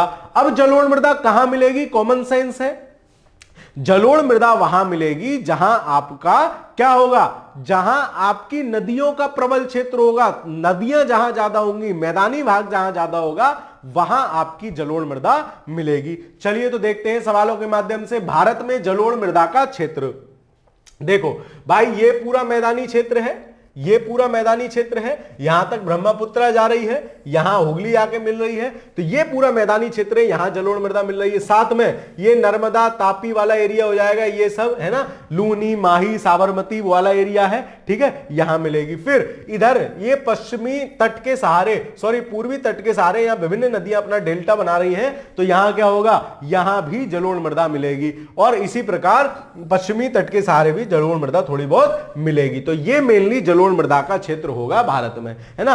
मतलब कॉन्सेप्ट ध्यान रखो कि जलोढ़ मृदा वहां होगी जहां नदियां ज्यादा होंगी, अपने आप आपकी समझ में आ जाएगी बात। चलो, जलोढ़ मिट्टी के संदर्भ में नीचे दिए गए 4 कथनों में सही कथन चुनिए, कौन सा कथन इनमें से सही है, ठीक है। चलो, यह मिट्टी भारत के कुल भूभाग के करीब 14% हिस्से में पाई जाती है, गलत बात है, ये तो ज्यादा में पाई जाएगी, 33 लगभग 30% के आसपास पाई जाती है। इस मिट्टी में फास्फोटिक एसिड भरपूर मात्रा में होता है। यह मिट्टी रेह, चूड़, चोपन जैसे नामों से भी जानी जाती है, उपजाऊ नहीं होती है, यह भी गलत। फॉस्फोरिक एसिड इसमें मतलब भरपूर मात्रा में पाया जाता है, ठीक है। तो इसमें क्या सही कथन हो जाएगा, ऑप्शन नंबर बी, ठीक है। जबकि नाइट्रोजन और ह्यूमस की कमी मिलेगी, इसमें भी नाइट्रोजन और ह्यूमस नहीं मिलेगा, लेकिन इसमें क्या मिलेगा, फास्फोरिक एसिड मिलेगा। तो जो फास्फोरस वाली बात है ना, नाइट्रोजन फास्फोरस नहीं मिलते, तो इसमें फास्फोरिक एसिड मिलेगा, जबकि नाइट्रोजन नहीं मिलेगा, ठीक है, ध्यान रखोगे इस बात को। भारत की सबसे अधिक उपजाऊ मृदा कौन सी है, जलोढ़ मृदा। इसमें तो कुछ सोचना ही नहीं है। क्यों? क्योंकि नवीन एक तो नदियों द्वारा बहा के लाई जा रही है ना, बढ़िया बढ़िया वो नदियां अपने साथ बहा के लाई जा रही है, कृषि है, जल उसको पर्याप्त मात्रा में मिल रहा है, तो सबसे ज्यादा क्या होगी, उपजाऊ अपने आप हो जाएगी। ठीक है, चलो आगे चलते हैं। निम्नलिखित में से कौन सी मिट्टी नदियों द्वारा निर्मित है? तो नदियों द्वारा निर्मित कौन सी मिट्टी हो जाएगी? जलोढ़ मृदा। काली मिट्टी किससे द्वारा निर्मित होगी? बेसाल्टिक लावा से। लेटेराइट मृदा किससे निर्मित होगी? ज्यादा तापमान, ज्यादा वर्षा के कारण जो अपक्षालित मृदा होगी वो लेटेराइट मृदा हो जाएगी। ठीक है, तो 49 का हो जाएगा ऑप्शन नंबर सी। आगे चलते हैं। निम्नलिखित में से कौन सी मिट्टी नदियों द्वारा निर्मित है? सेम सवाल, रिपीटेड सवाल, ऑप्शन नंबर सी सही आंसर। आगे चलते हैं। भारत में सबसे बड़ा मिट्टी का वर्ग है, तो कौन सी मिट्टी सबसे ज्यादा है? लाल मिट्टी, काली मिट्टी, बलुई मिट्टी या कछारी मिट्टी? ठीक है, तो आपसे पूछ रहा है सबसे बड़ा वर्ग जो है भारत में नदियों का कौन सा है ना? लाल मिट्टी, काली, बलुई और कछारी मिट्टी। तो इसमें से कछारी मिट्टी कह लें, दोमट मिट्टी कह लें या जलोढ़ मिट्टी कह लें, वही सबसे सर्वाधिक ज्यादा क्षेत्र पर है। जलोढ़ मृदा मैं इसको कहूंगा, कछारी को दोमट भी कह सकता हूं। लगभग 33% भाग पर यह मृदा पाई जाती है। ठीक है, सर्वाधिक भी यही है, सबसे ज्यादा मृदा अगर भारत में पूछे कौन सी पाई जा रही है? जलोढ़ मिट्टी। चलो, निम्नांकित में से मिट्टियों का कौन सा वर्ग भारत के सर्वाधिक क्षेत्र पर फैला है? सेम सवाल, रिपीटेड सवाल, जलोढ़ मिट्टियां। ठीक है, जलोढ़ मृदा।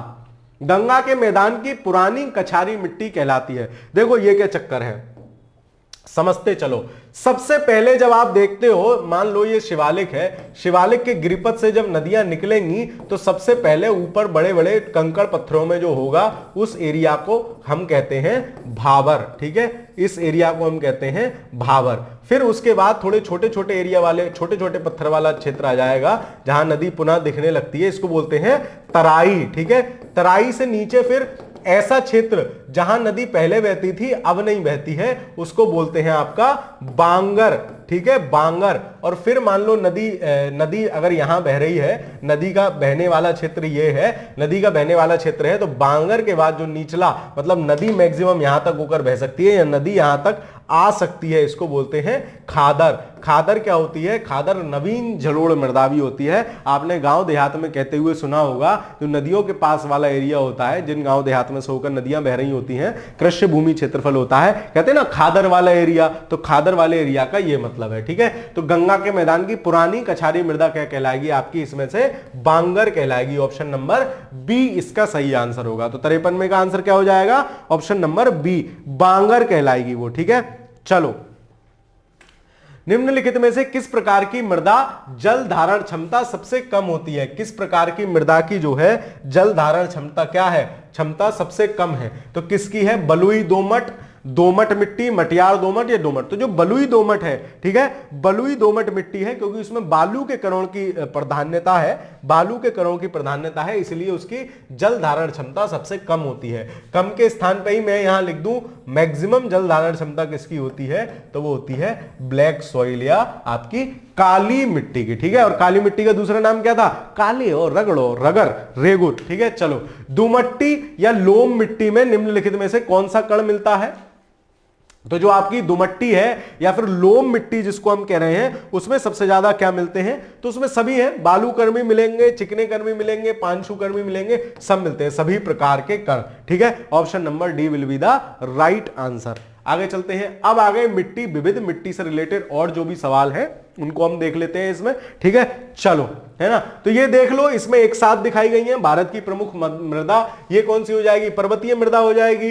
ये वाला एरिया क्या हो जाएगा? आप ये जो देख रहे हो ये जलोढ़ मृदा का एरिया है, सर आपने बताया था, तो ये जलोढ़ मृदा का एरिया हो जाएगा। ये जो एरिया देख रहे हो पठार वाला एरिया जो है, ये बेसिकली क्या है? ये आपका लाल मृदा का एरिया है। ये महाराष्ट्र वाला जो एरिया देख रहे हो ये क्या है? ये आपका काली मृदा का एरिया है। सर ये तो हम देख के ही आए हैं। किनारे पे लेटेराइट लेटी है 3 जगह पे, इनको याद रखोगे, और फिर बची हुई जगह में विशेषकर राजस्थान वाले में बलुई मिट्टी हो जाती है, बालू वाली मिट्टी। ठीक है, चलो तो देख लेते हैं। अब देखो मैचिंग के सबसे बढ़िया सवाल आ गए। जलोढ़ मिट्टी कहां मिलेगी बताओ। उत्तर प्रदेश पूरा मैदानी भाग वाला एरिया है, गंगा जमुना का मैदान है, तो गंगा जमुना का मैदान नदियां अपने साथ बहा के ले रही, तो एक का दूसरा देखो कहां है, लो जी मिल गया सही आंसर, और किसी में है ही नहीं। और देख लो काली मिट्टी, सर अब तो आप बताते बताते थक गए। महाराष्ट्र में काली मिट्टी सबसे ज्यादा है। इमेज मैप का मैप दिमाग में रखो, इसीलिए अलग अलग वाले मैप वो बड़े अच्छे थे तो मैं इसीलिए लाया, आपके दिमाग में फिक्स हो जाए। काली मिट्टी महाराष्ट्र में है। फिर लाल मिट्टी कहां है, तो लाल मिट्टी आपके आंध्र प्रदेश में मिल जाएगी। मरुस्थलीय कहां मिल जाएगी, राजस्थान में मिल जाएगी। तो option number B will be the right answer. ठीक है, आरओ 2021 का सवाल है। पश्चिमी राजस्थान की मिट्टी में किसकी मात्रा अधिक है। अब आप बताओ, देखो जो पश्चिमी राजस्थान है बेसिकली क्या है, वो बेसिकली आपका रेगिस्तानी वाला एरिया है, और उसमें आपसे पूछ रहा है कि किसकी मात्रा अधिक है। अब देखो मैं आपको बता रहा हूं, नाइट्रोजन फास्फोरस तो मिलते ही नहीं है भारत की मैक्सिमम मिट्टी में। हल्का सा फास्फोरिक एसिड, फास्फोरिक अम्ल किसमें मिल जाता है, आपका जलोढ़ मृदा में मिल जाएगा, बाकी में तो मिलते ही नहीं है। अब बचा एल्यूमिनियम और कैल्शियम। ठीक है, कैल्शियम। अब आप देखो इसमें सबसे ज्यादा क्या मिलेगा, कैल्शियम मिलेगा। ठीक है, कैल्शियम इसका सही आंसर होगा, ऑप्शन नंबर बी। आगे चलते हैं। निम्नलिखित में से कौन सी फसल मृदा को नाइट्रोजन से भरपूर कर देती है। जितनी भी आपकी दलहनी फसलें हैं, अरहर रही, सरसों रही, मटर रही, है ना, उड़द रहे, जितनी भी दलहनी फसलें हैं वो सब क्या करेंगी, वो सब नाइट्रोजन स्थिरीकरण का काम करती हैं और मृदा में नाइट्रोजन की क्षमता को क्या करती हैं, बढ़ाती हैं। ये फैक्ट आप याद रखोगे तो इसमें से देखो कि जो आपकी क्या है, क्या कहते हैं, दलहनी फसल है, जो इसमें से दलहनी फसल है वो इसका सही आंसर होगा। ठीक है, वो सही आंसर होगा। तो दलहनी फसल कौन सी, आलू तो होने से रही ना, सोरगम है, सूरजमुखी, मटर, इसमें से मटर आपकी दलहनी फसल है। Option number D will be the right answer. ठीक है, आगे चलते हैं। भूमि की उर्वरता बढ़ाने के लिए निम्न में से कौन सी फसल उगाई जाती है, तो वही नाइट्रोजन स्थिरीकरण वाली उड़द को उगा लेते हैं। ठीक है, गेहूं चावल गन्ना से कोई मतलब नहीं है, उड़द दलहनी फसल है ना, और उड़द को उगा लेंगे, वो नाइट्रोजन स्थिरीकरण कर देगा और मृदा की जो है उर्वरता क्षमता बढ़ जाएगी। ठीक है, चलो आगे चलते हैं। भारत के कुछ भागों में यात्रा करते हुए आप देखेंगे कि कहीं कहीं लाल मिट्टी पाई जाती है।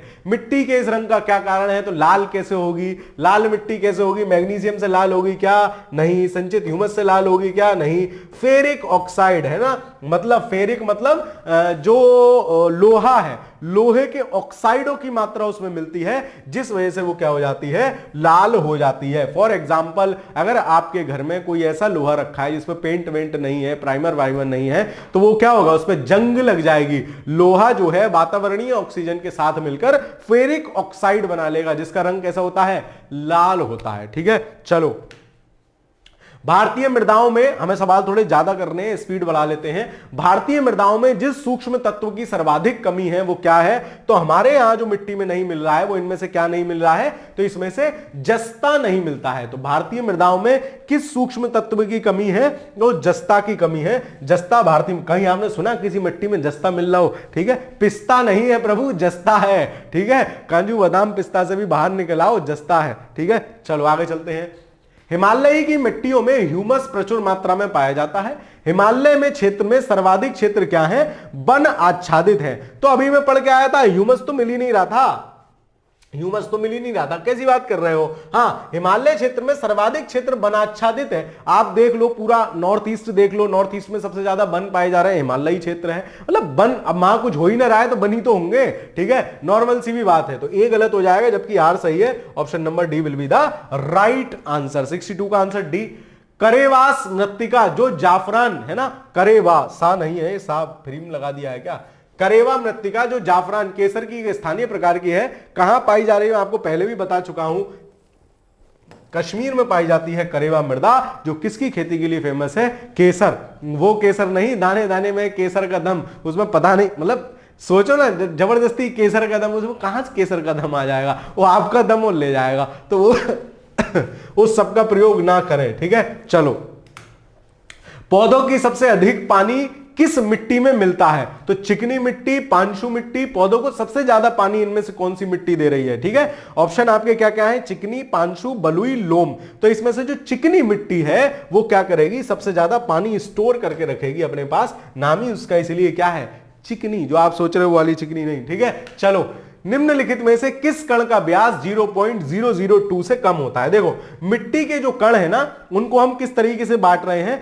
तो सबसे छोटा जो कण होता है वो आपका होता है मृत्तिका, मृत्तिका से बड़ा जो होगा वो होगा गाद, और गाद से बड़ी जो होती है वो होती है आपकी रेत। इसको याद रखोगे तो गलत नहीं होगा, ठीक है। 2 से भी कम है तो मृत्तिका का 2 से कम है, गाद उससे बड़ी होती है, महीन बालू उससे बड़ी होती है, उपयोग में से कोई नहीं का कोई मतलब नहीं है। तो सबसे कम व्यास जो है वो आपका किसका है? मृत्तिका का है। तो इस क्रम को भी याद रख लेना, मृत्तिका, मृत्तिका के बाद गाद, गाद के बाद रेत, ठीक है। तो ऑप्शन नंबर ए सही आंसर हो जाएगा। मटासी मिट्टी के बारे में कौन सा कथन सही नहीं है? ठीक है, मटासी मिट्टी के बारे में कौन सा कथन सही नहीं है? देख लो, मटासी मिट्टी बेसिकली किसको कह रहे हैं? लाल पीली मिट्टी जो होती है उसी को मटासी मिट्टी कह रहे हैं, ठीक है। यह मिट्टी अधिकांशतः भाटा मिट्टियों की अपेक्षा अधिक तथा कन्हार मिट्टी की अपेक्षा, अच्छा छत्तीसगढ़ विशेष का सवाल है तो वो वही मतलब वहां की जो स्थानीय भाषाओं में जिन इन मिट्टियों को जो कहते हैं वो ये सब लिखा हुआ है। खासा मिट्टी, तो इसको छोड़ भी सकते हो, स्किप भी कर सकते हो, बाकी इसका आंसर ए है, ठीक है। स्किप कर सकते हो, इसको कोई दिक्कत नहीं है। चलो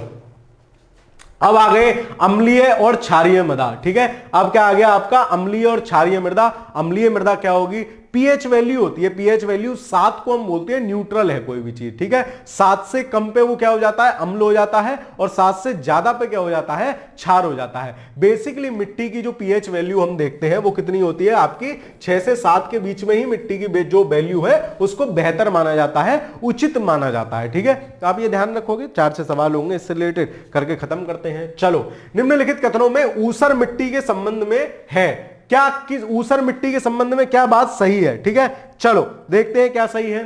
चूने का प्रयोग कर इस मिट्टी को सुधारा जा सकता है। भाई साहब, चूने का प्रयोग किस मिट्टी के लिए करते हैं? जो मिट्टी अम्लीय होती है उसको सही करने के लिए करते हैं। तो ऊसर मिट्टी अम्लीय नहीं होती है, यह गलत हो जाएगा। इस मिट्टी का पीएच मान 7 से अधिक होता है, बात सही है, ठीक है। ये क्षारीय प्रकार की मिट्टी होती है, क्षारीय प्रकार की मिट्टी होती है, और इसको सही करना, ध्यान रखो, अगर कोई मिट्टी अम्लीय है,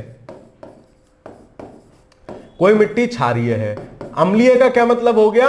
अम्ल कब होगा? जब वो उसका मान क्या हो? पीएच वैल्यू उसकी कम हो, किससे? 7 से। और क्षारीय मिट्टी का मान क्या हो गया? पीएच वैल्यू उसकी ज्यादा हो, किससे? 7 से, तो वो क्षारीय होगी। अब अम्लीय कोई मिट्टी है तो अम्लीय मिट्टी को उसकी अम्लीयता दूर करने के लिए प्रायः चूने का यूज करते हैं, और कोई मिट्टी क्षारीय है तो उसकी क्षारीयता दूर करने को जिप्सम का यूज करते हैं। ये फैक्ट भाई साहब दिमाग में रख लेना, ठीक है। अब देखो चूने का प्रयोग, अब ये कह रहे हैं 7 से ज्यादा है मतलब क्षारीय है, तो क्षारीय मिट्टी की क्षारीयता दूर करने के लिए क्या यूज करेंगे? जिप्सम। तो ए गलत हो जाएगा, दूसरा सही है। इस मिट्टी में धान की फसल उगाई जा सकती है, कोई दिक्कत नहीं है, आराम से उगेगी। 2 और 3 सही हो जाएंगे। Option number B will be the right answer. इस फैक्ट को ध्यान रखना, अम्लीयता दूर करने को चूने का यूज करते हैं, क्षारीयता दूर करने को जिप्सम का यूज करते हैं। चलो, सामान्य फसलों को उगाने के लिए उर्वर भूमि का पीएच मान कितना होने की संभावना मैंने आपसे बताई थी। सामान्यतः भूमि का पीएच मान 6 से 7 के बीच में होता है, मतलब हल्की अम्लीय होती है। तो option number C will be the right answer. तेजाबी मिट्टी किसी को योग्य बनाने के लिए निम्नलिखित में से किसका उपयोग किया जा सकता है? अब मिट्टी तेजाबी आपसे कह रहा है, मतलब उसकी प्रकृति कैसी होगी? तेजाबी मिट्टी अगर आपसे कह रहा है तो उसकी प्रवृत्ति कैसी होगी? अम्लीय होगी कि क्षारीय होगी? है, उसकी प्रकृति होगी आपकी एक तरह से अम्लीय। तेजाब है तो एसिड ही है तेजाब, और अम्लीय होगी तो लाइम कह ले या चूना कह ले, है ना, लाइम या चूने का यूज करेंगे उसको नॉर्मल करने के लिए। Option number A.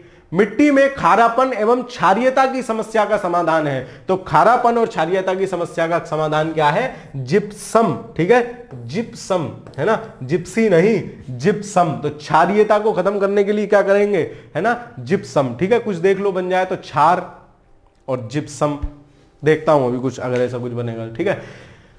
बाकी मुझे याद है तो इसलिए मैंने कुछ बनाया नहीं है। किसका उपयोग मिट्टी की लवणता एवं क्षारीयता की समस्या का दीर्घकालीन हल है? तो क्षारीयता किससे खत्म होगी? जिप्सम, ठीक है। बालम थानेदार जिप्सी नहीं चला रहा है, वो जिप्सम की बात चल रही है, ठीक है। चलो, थानेदार कब से जिप्सी चलाने लग गए यार? मतलब गाना लिखने वालों, प्रिय लेखकों, आप कुछ तो सोचा करें। थानेदार जिप्सी चलाता नहीं, उसका कांस्टेबल जिप्सी चलाता है। थानेदार बगल वाली सीट पर बैठ के चलता है, ठीक, ध्यान रखना। चलो आगे चलते हैं। खैर, भारत में सर्वाधिक क्षारीय क्षेत्र पाया जाता है, तो क्षारीय मृदा सर्वाधिक कहां होगी? आपके हरियाणा सॉरी गुजरात में होगी। 72 का क्या आंसर हो जाएगा आपका? Option number A. क्षारीय मृदा सबसे ज्यादा कहां मिलती है आपकी? क्षारीय मृदा आपकी सबसे ज्यादा मिलती है गुजरात में, ठीक है। मतलब अगर अब एरिया के हिसाब से देखोगे तो यूपी भी आपको कहीं कहीं लिखा मिलेगा, लेकिन आप गुजरात आंसर लगाएंगे। क्षारीय मृदा सबसे ज्यादा गुजरात में मिल रही है। भारत में लवणीय मृदा सब सर्वाधिक कहां मिलती है? तो लवणीय मृदा भी कहां मिलेगी सबसे ज्यादा? गुजरात में, ठीक है, ठीक है, गुजरात में। ऑप्शन नंबर सी सही आंसर हो जाएगा 73 का। लवणीय मृदा सबसे ज्यादा कहां मिल रही है? गुजरात में, ठीक है, गुजरात में। क्षार वाला देख लेना एक बार, क्षार जो पिछला वाला सवाल है ना, शायद लवणीय गुजरात में मिल रही है और क्षारीय मृदा आपकी जो है वो सबसे ज्यादा कहां मिलेगी? यूपी ही उसका सही आंसर होगा, ठीक है। उत्तर प्रदेश में ही क्षारीय मृदा सबसे ज्यादा है। आगे चलते हैं। लवण प्रभावित मृदाओं का सर्वाधिक क्षेत्रफल वाला राज्य है, तो कौन सा हो जाएगा? गुजरात। अब आप देख रहे हो ना, पूरा सब कच्छ के रन वाला क्षेत्र है, समुद्र के पास वाला क्षेत्र है, तो लवण तो मात्रा बढ़ी जाएगी लवण की, ठीक है। आगे चलते हैं। मृदा का लवणीय भवन मृदा में एकत्र सिंचित जल के बाष्पीकृत होने के पीछे छूटे नमक और खनिजों से उत्पन्न होता है। बिल्कुल सही बात है। सिंचित भूमि पर लवणीय भवन के क्या प्रभाव पड़ता है? यह फसलों के उत्पादन में अत्यधिक वृद्धि लाता है। कैसी उल्टी उल्टी बातें कर रहे हो? फसल की वृद्धि होगी, कमी होगी, लवणीय भवन बढ़ जाएगा, तो ठीक है। यह कुछ मृदाओं को अपारगम्य बना देता है, सही है। यह भौम जल के जल स्तर को ऊपर बल्कि और नीचे ले जाएगा। मृदा में वायु अवकाशों को जल से भर देता है, नहीं। जब क्या होता है, मिट्टी के लवणीय भवन से कैसे होती है? सिंचित जल जब बाष्पी, मान लो तुमने कोई भूमि है उसको सींच दिया, सींचने से क्या हुआ? अंदर के लवण क्या होते हैं? मिट्टी में ऊपर की तरफ आ जाते हैं, है ना, ऊपर की तरफ आ जाते हैं। जब ऊपर की तरफ आ गए और जल का हो गया बाष्पोत्सर्जन, लवण लवण ऊपर। अरे सामान्य खेतों में तुमने नहीं देखा, ऊपर सिंचाई के बाद ऊपर व्हाइट व्हाइट सी परत आ जाती है, जो गांव देहात के बालक को समझ रहे होगे मेरी बात, वो लवणीय भवन है, ठीक है। चलो, तो option number B will be the right answer. अपारगम्य बना देता है, अंदर तक नहीं उनमें पहुंच पाते। निम्नलिखित में से कौन सी मिट्टी चाय बागानों के लिए उपयुक्त है? तो चाय बागानों के लिए कौन सी उपयुक्त होगी बताओ? अम्लीय, क्षारीय, जलोढ़ या फिर रेगड़? रेगड़ कह ले या फिर रेगुर कह ले। देखो रेगुर को रेगड़ लिख रहे हैं, ठीक है। तो इनमें से जो अम्लीय मृदा है, जो अम्लीय मृदा है ना, और अम्लीय मृदा की अम्लीयता दूर करने के लिए क्या यूज करते हैं? चूना। यहां चूना नहीं यूज करेंगे। अम्लीय मृदा में प्रायः क्या होगा? चाय बागान की खेती बढ़िया होती है। ध्यान रखोगे इस बात को, है ना। डबल स्टार सवाल है ये, अच्छा सवाल है, रिपीट नहीं हुआ है ना। चाय बागानों के लिए उपयुक्त है अम्लीय मृदा, ठीक है। अब आ गया 5-10 सवाल और हैं, खत्म करते हैं, ठीक है। खत्म करके एक बार में इसका पीछा काटते हैं अपने से, ठीक है। चलो, अम्लीय मृदा अपर्दन और सुधार 10-12 सवाल है, फटाफट करवा देता हूं, ठीक है। तो मृदा अपर्दन बेसिकली किसको कहेंगे? तो नदी द्वारा, हवा द्वारा, जल द्वारा मिट्टी देखे ना उड़ा उड़ा के ले जाते हैं अपने संग, नदी बहा के ले जाती है, मृदा अपर्दन है, ठीक है। चलो, भारत के निम्नलिखित क्षेत्र में से मृदा अपर्दन की समस्या गंभीर है, तो कहां सबसे ज्यादा मृदा अपर्दन होता है? तो आप देखोगे कि जब शिवालिक पठार से नीचे निकलकर, शिवालिक पहाड़ियों से नीचे निकलकर नदियां आती हैं, तो वो और ज्यादा तेजी से अपने साथ मलबा बहा के लेना शुरू कर देती हैं। तो शिवालिक पहाड़ियों के पाद क्षेत्र या शिवालिक पहाड़ियों के नीचे मृदा अपर्दन की समस्या सबसे ज्यादा है। निम्नलिखित में से भारत का कौन सा क्षेत्र मृदा अपर्दन से अत्यधिक प्रभावित है? माल पठार का तो कोई मतलब ही नहीं है। उत्तर प्रदेश, तराई या आंध्र प्रदेश ही? तो क्या आंसर हो जाएगा इसका? इसका आंसर होगा बी या डी में से कोई सा लगा सकते हो। चंबल घाटी भी बेसिकली अपर्दन के क्षेत्र से ही है ना। लेकिन मोस्ट अत्यधिक जब आपसे पूछ लिया तो अत्यधिक प्रभावित क्या है? चंबल घाटी, वो पूरी तरह से अपर्दित घाटी ही है ना। और मैंने आपको बताया था खड्डों से होकर बहती है चंबल, ठीक है। चंबल किसकी सहायक नदी है? कमेंट में बताओ। चलो आगे चलते हैं। मध्य प्रदेश के निम्नलिखित में से किस जिले में मृदा अपर्दन की समस्या ज्यादा है? एमपीपीसीएस का सवाल है, मुरैना आंसर होगा, ठीक है। चलो, चंबल घाटी के खोह खड्डों के निर्माण का कारण निम्नलिखित में से किस प्रारूप का अपर्दन है? तो अवनलिका अपर्दन है, ठीक है। अवनलिका अपर्दन है मतलब नलियों के समान वो बहती हुई दोनों तरफ से उत्खित भूमि होगी, उठी हुई भूमि होगी, और ये बीच में से नली की तरह अवनलिका अपर्दन है, बीच में से नली की तरह से बहते हुए निकल जाएगी नदी, ठीक है, और खड्ड का निर्माण कर लेगी। तो चंबल वाला क्या हो जाएगा आपका? चंबल वाला क्या आंसर हो जाएगा? अवनलिका अपर्दन, डी आंसर हो जाएगा, ठीक है। आगे चलते हैं। आगे है निम्नलिखित मृदा अपर्दन प्रक्रियाओं का सही क्रम पहचानिए। तो सही क्रम क्या होगा? सबसे पहले मृदा का पानी मिट्टी पे पड़ेगा, जो मिट्टी को बिठाएगा या उसमें गड्ढा सा बनाएगा, असफाल अपर्दन कहते हैं, ठीक है। उसके बाद होगा आपका परत अपर्दन, है ना।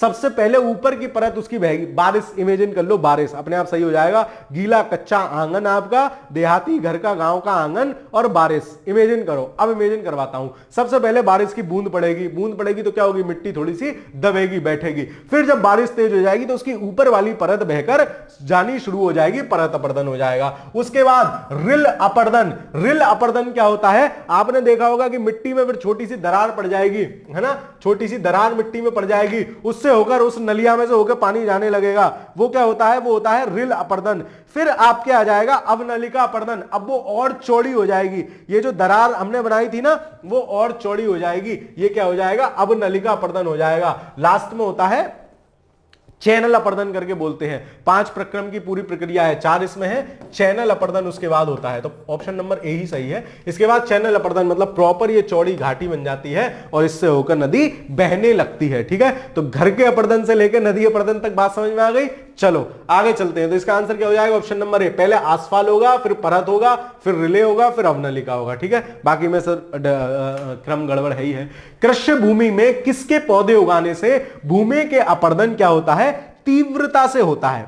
तो इनमें से जो सोरघम है, सोरघम कह लो या ज्वार कह लो, ज्वार उगाने से क्या होता है, भूमि का अपर्दन तीव्रता से होता है। जो लोग गांव देहात से हैं वो जानते होंगे, इसीलिए ज्वार की खेती प्राय कम करते हैं लोग। सोरघम और तीव्रता से पूछ रहा है ना, अधिकतम तीव्रता से, यहां पूछे सबसे कम अपर्दन होता है तो वो किससे होता है, क्लोवर से होता है। ये भी आप याद रखोगे, अच्छा सवाल है, रिपीट होने लायक सवाल है, मतलब अभी तक रिपीट नहीं हुआ लेकिन अच्छा सवाल है, रिपीट होने लायक। ठीक है, चलो कौन सा तरीका मिट्टी की उर्वरता प्राप्त करने का नहीं है, तो मिट्टी की उर्वरता कैसे प्राप्त नहीं, फसल चक्र से मिट्टी की उर्वरता। भाई आपने पहले कोई फसल, क्यों हम अलग अलग फसलें लगाते हैं, इसीलिए ताकि मिट्टी की उर्वरता बनी रहे, तो ये सही हो जाएगा। मिश्रित खेती से भी ये हो सकता है।